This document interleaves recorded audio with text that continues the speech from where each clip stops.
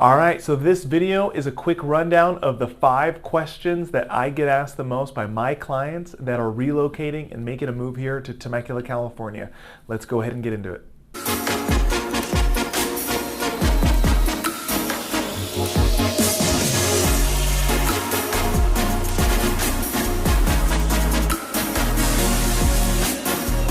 Hey guys, hey again, my name is Justin Short. I am a realtor and team leader for the Short Real Estate team here in Temecula, California and Murrieta, California. And this video is all about the 5 questions that I get asked the most by my clients that are relocating and making a move here to Temecula, California. So we're gonna go ahead and get into it in just a minute. But the first thing, if you are liking videos like this, please do me a favor, please hit like, please hit subscribe. So our goal is to keep putting out videos like this each and every week for you guys. We have all types of videos talking about best neighborhoods, worst neighborhoods, best schools, worst schools, what part of town you want to live in, what part of town you don't, pros and cons, etc. We mostly focus on the cities of Temecula, Murrieta, and Menifee, California. So hopefully, you can go ahead and do that. And then if you guys have any real estate questions, I'd love to hear from you. So you're going to see all my contact information at the end. You can feel free, you can call, you can text, you can email. Of course, I'd love to hear from you guys. I have people that reach out to me all the time. Happy to answer any questions you may have, or of course, we'd love to help you out with your home search. So let's go ahead and get into it. So first, I guess the reason for this video is most of you guys that are watching these videos and you're checking them out, usually it's people that are relocating from out of the area. So usually people moving from Northern California to Southern California, or making a move from out of state here to the Temecula area. And hopefully it's a good resource for you guys. Hopefully it gives you good perspective on what it's like to actually live here and give you some good information that maybe is hard to find on some other websites. So hopefully it's good info for that. But these are the 5 questions that come up the most, and I figured it'd be good information for you guys to know the questions and know the answers. So question number 1. So by far the question that I get asked the most is, what is the worst part about living here in Temecula? And usually it's like, well, hey, be honest with me, what's the worst part? So for me, so my background, so I currently live here in the city of Temecula. I have lived here for over 20 years. I lived here for a long time. I went to high school out here, and I really grew up out here. So I plan to live here long term. So I love the area. I think it's a great place to live. I have 2 young kids. We love the school district. We plan to be here long term and raise our kids, and I don't have any plans to ever make a move away. I mean, maybe 1 year when I retire or something like that, but way far down the line. So we love living here in Temecula. Because of that, I think there's a lot of pros, right? It's a great school district. It's a growing area. It's really changed a lot in the last 20 years. There's so many cool things to do now that didn't used to be here. But by far, the worst part about living here is really, it's just the weather in the middle of summer. It's hot, right? So some of the other videos, we went through some different stats, etc. But the average temperature for the months of August and September is 91 degrees. But we have those heat waves. So we have heat waves that'll easily take us to 100, 103, 104, all the way up to probably 105 degrees in the middle of summer.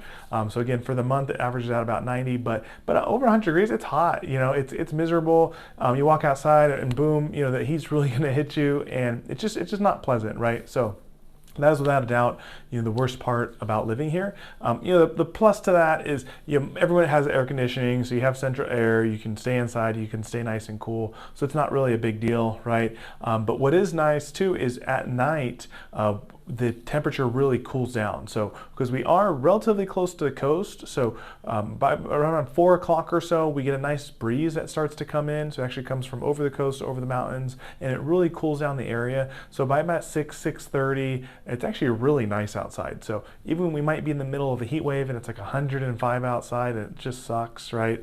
By the time that breeze comes by about 6 o'clock, it's probably like 72, 73 outside, and it's super, super nice. So it's right now, it's summertime, it's going to stay sunny until about 8 o'clock at night. So you can go to the restaurant, you can go sit outside on the porch, and it's beautiful outside. You really can't beat it. And the other thing to know about the heat is besides cooling down, it's a very dry heat, right? So there's really no humidity typically. So it's different than maybe some other parts of the country, like living in the South or something like that. So that's question number one. Question number two is, people always ask is, what part of town should I avoid, right? Or like, basically what's the worst neighborhood? Where do I not want to live? And really what I tell my clients is, when you're going to be moving here to Temecula, is I would say you're probably going to like almost the entire city.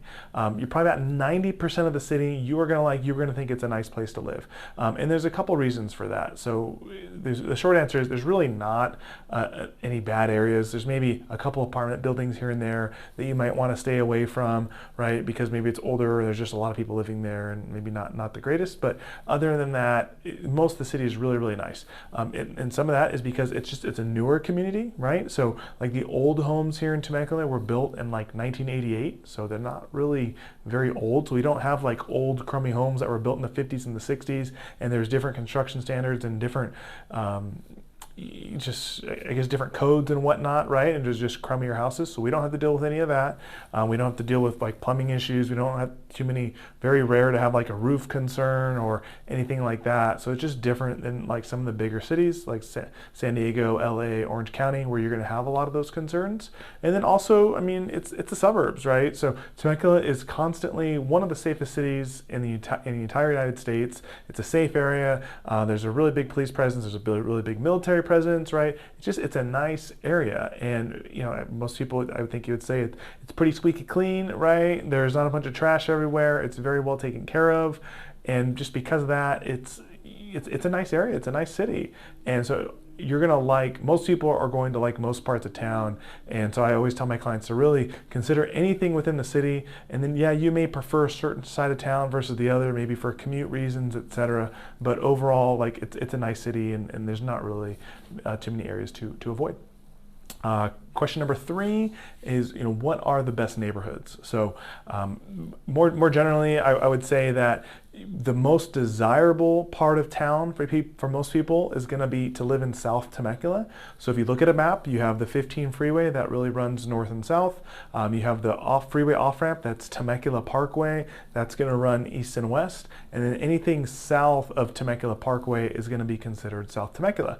And that tends to be most desirable for people, and really for a couple reasons. Reason number one is a lot of people that live here in Temecula, they make a commute, and the most common commute is down to San Diego. So if you live in the southern part of the city, that puts you a lot closer to your end destination to where you're going to make a commute to. So for example, if you're commuting to San Diego, the difference from living in South Temecula versus maybe the north side of Temecula could be about 20 minutes each way. So that's about 40 minutes a day in difference in driving. That's a huge difference in quality of life, right? So that's one of the reasons that South Temecula is so desirable for people. So if you're making the commute, it's going to be a lot better, a lot shorter. And then the second reason is they have the best school in the area. So it's the best high school. So that's Great Oak High School. It's a super, super highly rated school. It's one of the top 1,000 schools in the entire country. Super desirable. A lot of people will move here just for the kids to go to the high school. So because of those two reasons, those are really why South Temecula is most desirable. And they have some of the nicer neighborhoods too. So the top handful of neighborhoods for people are typically going to be Morgan Hill. You're going to have Wolf Creek. You're going to have Red Hawk.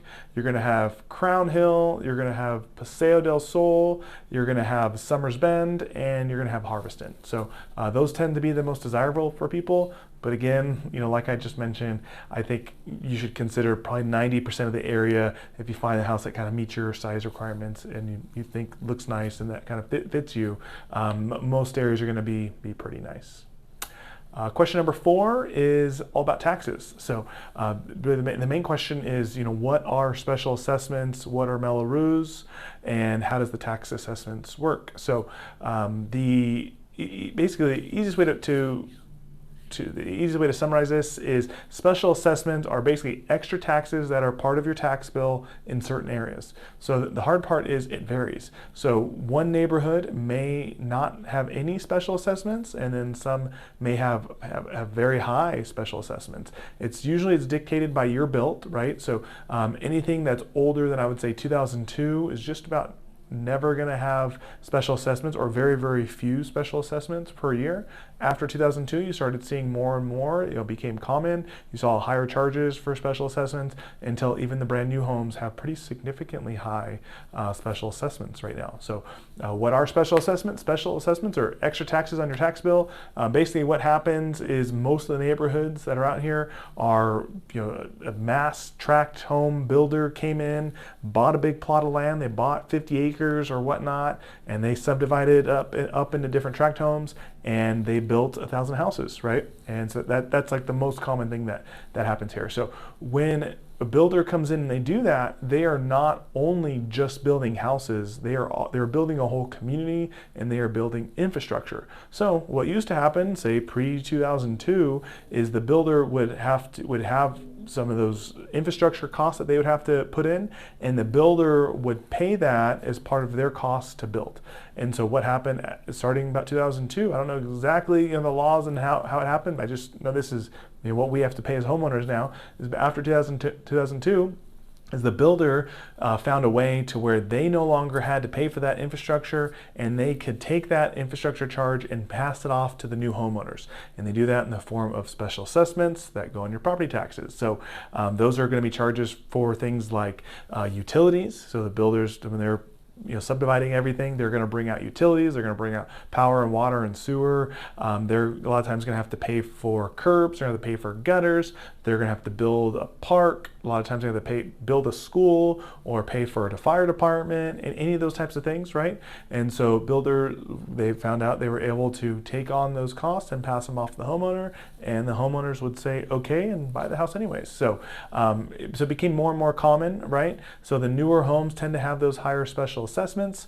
Those are bonds that they do eventually get paid off, but usually they're anywhere from 20 to 30 years, and so that's kind of something that's hard to bank on. But anytime we look at properties, is we always want to pay attention to those special assessments, and when we talk about tax rates with our clients, is we're going to factor those in so that they know what they're actually going to be paying for taxes, which is going to affect what most people's mortgage is going to be, and what their actual cost of living is going to be there. So a low tax home may have like a 1.1% tax rate, and a high tax home may have like a 2% tax rate.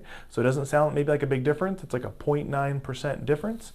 But let's say if we're buying $1 million home, 0.9% of $1 million, that's going to be about $9,000 per year. So it's significant. It's a ton of money, right? It's going to be probably about $450 a month or so in tax difference. So that's something you got to know if you're going to be buying a home. I mean, imagine you get hit with an extra $450 per month. You're going to be pretty upset, right? So that's something that does happen quite a bit. We have agents that are maybe from out of the area. They don't know this area too well. They're not familiar with special assessments. A lot of times they come up from San Diego, and home buyer is super surprised to find out that their mortgage is going to be $400 higher than what they thought. So that's a big deal. So something you got to pay attention to, or your real estate agent should help point out to you. So something we always bring up to clients and make sure that they have a good understanding of. And then the fifth most common questions is just about offers. So again, a lot of times you guys you're making this move from out of state, right? There's a lot of moving parts, a lot of juggling things. And so the question is, well, like, I'm trying to time all this out. So once I find a home that I love and that I want to try and buy, like, how many offers am I going to have to write to actually have my offer accepted? And so that is a little bit hard of a question for me to answer in video form, right? So I got to timestamp this. So this is, right now it's July 2023. Right now, on average, our clients are writing between 2 to 3 offers before they have an offer accepted. So so it's relatively quick, right? But sometimes what does happen is, that first dream home that we find, it doesn't quite work out. Maybe there's competition. Maybe we can't get offer accepted. Maybe sellers being unreasonable on price point, right? So then first one isn't necessarily always going to work out. So you do have to kind of prep yourself for that. I would say right now, over 50% of the time, our first offer is able to get accepted, and we are able to land that first dream home, but it's just not going to be every time. So average out between about 2 and 3 right now for clients. And it's going to change with the market, right? So when we were in a super crazy seller's market, let's call it 12 months ago, for our clients, a lot of times we're having to write 6 or 7 different offers for them in order to have something that's accepted, right? So that was a more competitive market, and so expectations had to change a little bit.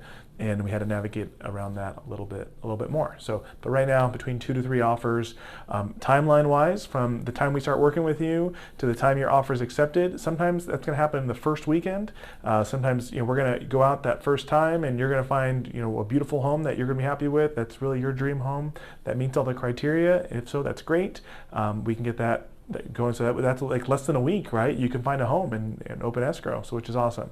Sometimes if we have maybe a little bit pickier criteria or a little bit tighter criteria, a little bit more area specific, or we only want this one neighborhood or whatnot, right? It might take a little bit longer. It might take 30, 60 days to find something, and that's okay. That's okay too. You just got to go in with the right expectations, which hopefully we can help set for you. So those are the 5 most common questions that I get. Hopefully it's good information for you guys. If you have any other questions, you can feel free to reach out anytime. Again, you're going to see my information. You can call, you can text, you can email, and you can hopefully go ahead and hit like and subscribe if you want to see more content like this, and hopefully talk to you guys soon. Thanks.